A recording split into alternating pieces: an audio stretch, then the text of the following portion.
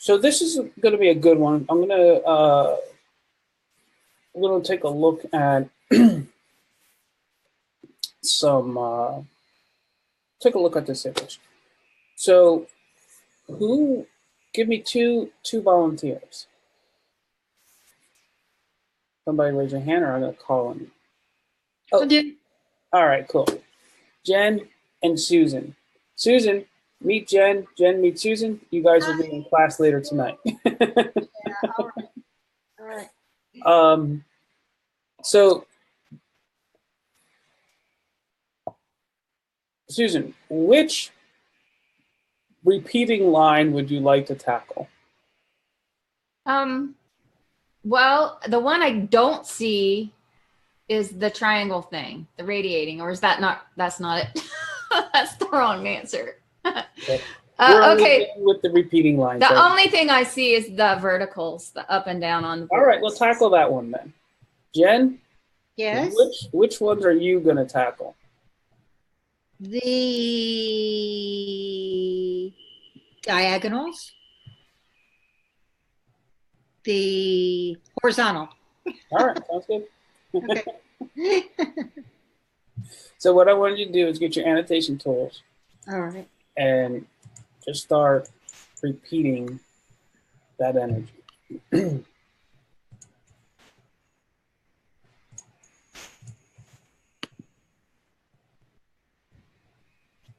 How do we get the tools again? Like up here? Yeah, at the top under options. View under view options? Annotate. Okay. And use white. That'll be under your format. And probably use, there's usually like 4 options of weight. Use the second or the third one. And under the draw tool, use your straight line tool, not your curve tool. Okay. Okay. Oh, wait a second, guys. I forgot. There we are. Okay. Lay it out. Oh, you did great. Okay.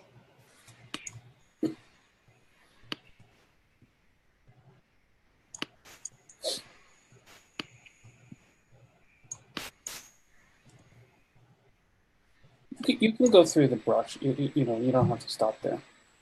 Okay. So go through the arms. Not real straight. Yeah. Because if you don't, then you're just looking at the planks, and it's really not just the planks. It's what you're looking to do is to create a section, and then repeat in that section that line. You know, and so the line, those verticals, run right through those voids. Really? Oh yeah. Like that. Actually, the verticals go further down. You're just going to the edge of that diagonal, but they go further down than that. All the way down to the bottom? Yep. Well, not to the bottom of the page, but to the bottom of the feet. So that's why I said look for that rectangle that they're in. Now, Jen, those 2 horizontals I want you to take out because I'll take them out for you. Yeah, also a vertical over that barrel was an accident. No, that's correct. Oh, well, I added it. She didn't. Oh, Okay. So what I wanted you to find were the horizontals in here. Now, Jen, Susan, I'm going to remove your verticals out of here, okay?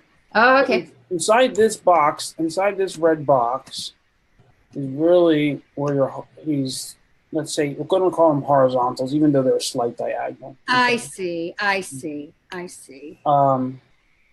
In here, we're going to say this section here is where these verticals are. Okay? Right. Okay. And so what you're starting, what I want you to see is that there's actually, it's starting to break things up into spaces. I see. Okay. And think about the repeating lines in a sense as setting if these are the characters on a stage, it's kind of setting the stage. Okay, what's the overall energy in a certain area?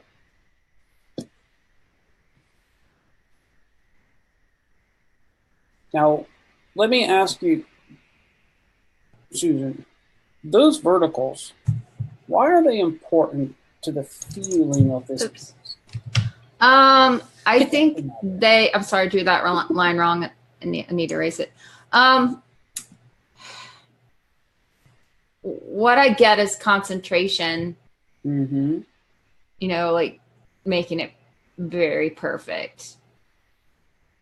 Yep. And so that repetition of those lines adds that exactness to it. Yep, exactly. It adds that repetition, that exactness. It also allows us to feel that up and down feeling that they have to do. That it, you know, these aren't short little verticals. They're long and they're wide. And so you really feel the eye, like make your eye, and I want everybody to do this, not only your eye, but your head, so you can really feel it. To go from the top of this vertical down, and then back up, and then down, and then back up, and then down, and then back up. I mean, this is Miyagi's son, you know, paint the fence. Okay? So your eye, your mind is picking all of this up. When you become sensitive to it, now you're really feeling the painting. Now, the horizontal area block, what's the purpose of it? Because it serves a purpose. To counter or to compare, to give you a stability and calmness compared to the focus and the intensity of the boy's painting. Sure. I like that. What it also will do is, since we start reading from left to right, from top left, bottom right, it brings us into that area very, very quickly. Okay. If it wasn't there, then because of all of the strong verticals, our eye would shoot down this alley, this gutter here, this column, and we would start down here at their feet. But because of all these horizontal thrusts, we're pushed into the top part of this image. Okay, boom. Also one reason why he's using this dark contrast here to hold our eye up there so it doesn't get trapped or moved down into this bottom part. So it holds us, pushes us, and it makes us start here. Mm-hmm. Why? So then we can then feel that these kids are working for a while now.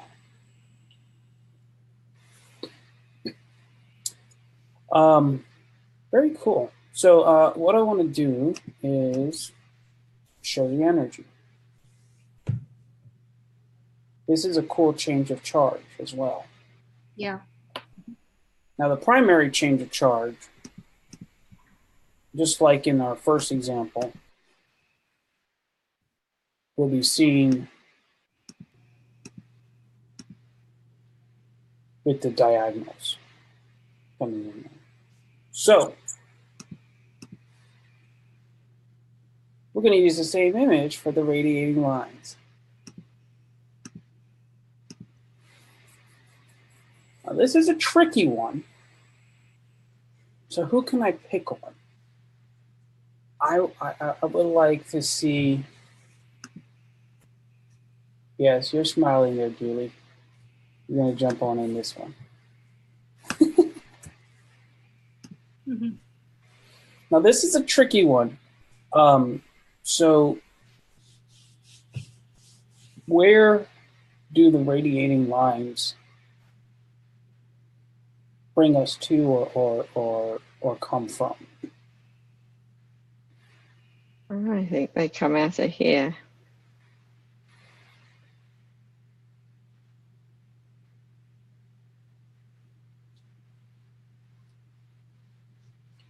I'm going to say no, and that's why it's tricky. Okay, I fell in that. That's what I would have said. That's what I would have said. Me too. And I could be wrong. Possibly another set coming down out of here. It Nope. doesn't work so neatly, no. No. I would say one of their eyeballs, but it wouldn't be that because Might go straight through there. Oops. Hold on. There's the perspective, the radiating lines on the perspective. But Terry, where would you say the lines are converging at? I can't draw because I'm on my cell phone. Okay. But my guess would be on the hand because the tip of the hand, top finger. Yep. oh, okay. There it is. I guess. It's all in the wrist. It's all in the wrist. Oh. Right? You can imagine this little boy telling his friend, you know, if you're going to help me, you got to do it like this. You got to hold it out. It's all in the wrist. So, yeah. and that's why it's a little tricky because you naturally assume it'd be the tip of that brush. But if you look at the tip of the brush, it fades away in terms of its value. So the tip of the brush isn't even important. Uh-huh. So they're radiating down through those boys' bodies? Yeah. Okay. Bring in probably about another 5. Yeah, there we go.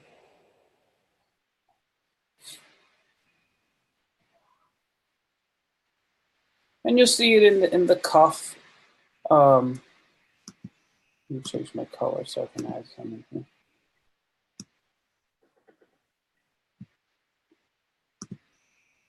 A little finicky.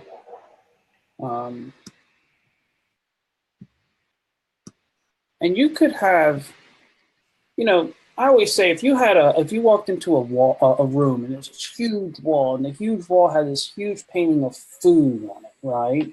There's this big table of like, you know, all kinds of like a big feast, just huge table, maybe from a top view. It's just covered in food. And in that huge mural that's 10 feet high and 30 feet long, there's a fly that lands on the pie or something, right? If you know how to design, especially using this strategy, everybody will see that fly. Interesting. Fun. Okay? Yeah. You bring in a couple other strategies too, like where you place the fly, the repetition of lines, repeating lines, your thrust map, all of that can converge where the fly is, your dominant contrast can fly, you know. So you want to bring in all these other tools that brings everything to that little fly. And that's when you're composing art that's very dynamic. And when you can read it and find those things, then the experience becomes very dynamic. Yeah, there you go. Brilliant. Now, if I was designing this piece, and maybe Norman did this already, from the wrist, then I would radiate out from it. And maybe the silhouette, like the, and I'm not saying he did this because these lines are not adding up very well. No, maybe they actually are. If you look at this is like the Mondrian painting. Mm-hmm. See how they're,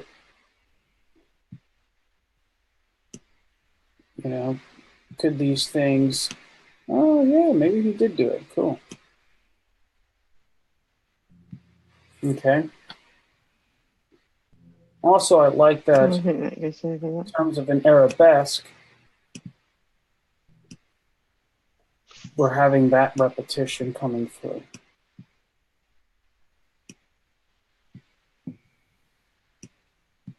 Okay. Really feel that brush stroke. This is why I wrote on my Facebook yesterday that to be a great artist, I think you need to be a great director or an actor. And something that may be of interest is taking an improv class. Because learning to learning to do that, it's a skill that allows you to kind of fall into expressing yourself differently than you normally would. And expressing different kinds of energy, you know. What is it if you want it to be aggressive in an image or very passive in an image? It's like an actor taking on a whole nother character, another personality, another persona, another spirit, right? That's manifesting itself through that person's body.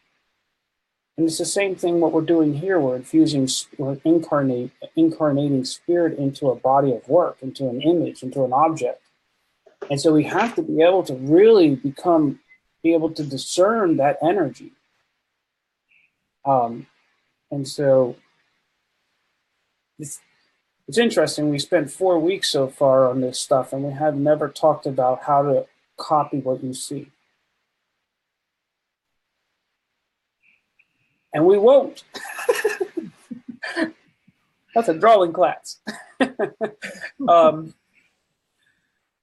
Yeah, cool. So let's look at the energy here. There it is. Now you take that explosion and you lay it against all of those verticals and those little horizontals that brought you in, you have a pretty powerful composition. And that could be for anything. It doesn't have to just be two boys painting a fence.